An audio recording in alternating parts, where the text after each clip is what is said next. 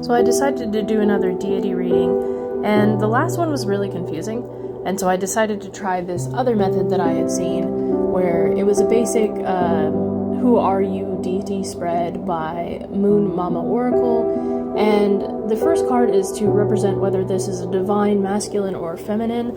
I ended up getting the Three of Wands, which these cards, because they're from the Night Vale tarot deck, sometimes the images don't really correspond to what people usually go off of, so I did look at a few other sources, and it seems to be that the Three of Wands to me tends to give off a masculine imagery, not really in message, because the message can be either, but just in images alone, the typical image for this usually gives off a very masculine energy, usually an older, sort of wiser energy.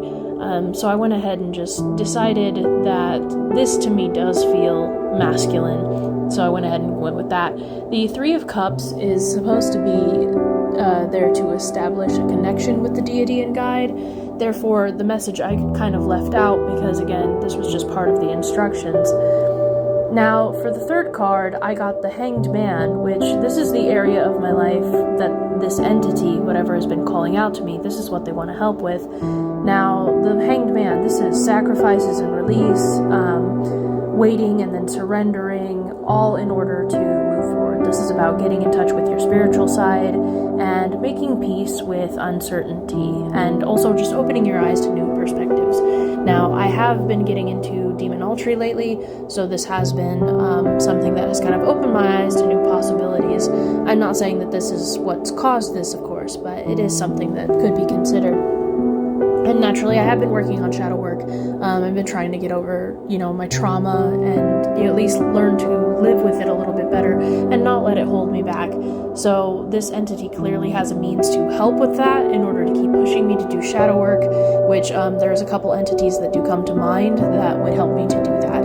All of them are on my list of entities that I thought were already reaching out to me, so already this is a lot more focused than my last one. Then we have the Eight of Cups, which this is how long the being has been reaching out. Now, I know that there's a method where cups, swords, pentacles, etc. means like months, days, years, etc., etc., etc. But I don't really remember that off the top of my head, so we just know that this could be, 8 days, 8 weeks, 8 months, 8 years.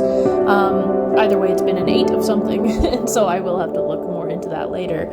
And then the Eight of Swords, this is the message that they've been sending to me, which this kind of threw me off guard. So the Eight of Swords, this is helpless thoughts. This is limiting your beliefs, excuses. It's about victim mentality.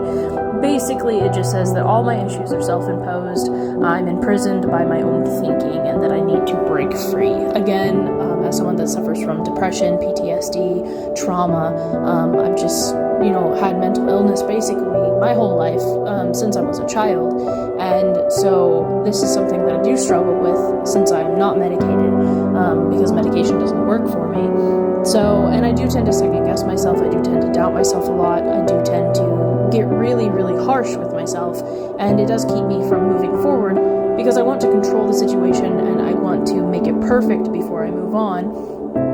And when I feel like I can't perform to that perfection, to that perfect level, then I kind of just stay where I'm at, and I do tend to be stagnant in that. And stagnation, of course, in spirituality, in any practice, stagnation is sort of like a death. So this is something that I do struggle with. I wouldn't be surprised if an entity is telling me to get over myself and to stop thinking so much about it. And lastly, we have the card, which is Justice, which is just a card that will expand my journey together with this entity, whoever they are. And it's all about balance and accountability, thinking logically, and that every action has a consequence.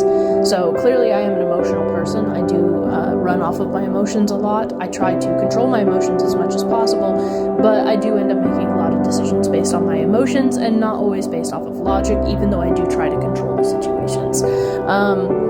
So this, again, does really make sense. This is all going to be about when to be emotional, when to be logical, always to be accountable for my actions, and that any action, good or bad, will have some sort of consequence. I don't have a problem accepting consequence, but it does scare me that there could be negative consequences for my actions, even in my spiritual journey.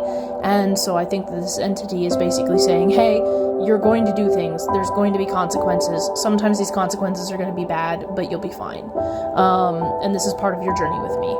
Who knows? Who do you think it is?